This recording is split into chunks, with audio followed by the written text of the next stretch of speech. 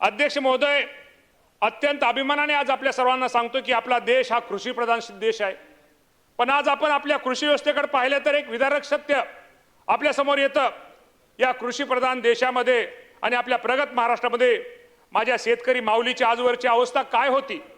शेतामध्ये पेरणीपासून ते कापणीपर्यंत आणि कोळपणीपासून ते मळणीपर्यंत पुरुषाच्या खांद्याला खांदा लावून किंबहुना त्यांच्यापेक्षा जास्त वेळ आपली ग्रामीण भागातील महिला ही शेतामध्ये राबत असते।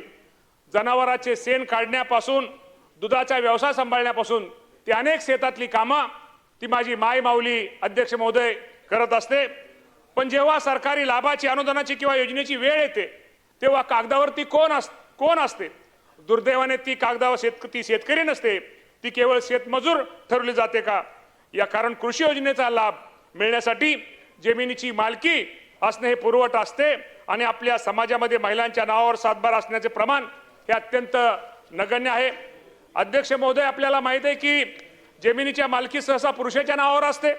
जमिनीवर नाव नसल्यामुळे ती बँकेमध्ये कर्ज मागायला जाऊ शकत नाही, तिला कोणत्याही सरकारच्या अनुदानाचा लाभ मिळत नाही किंवा विम्याचे संरक्षण मिळत नाही।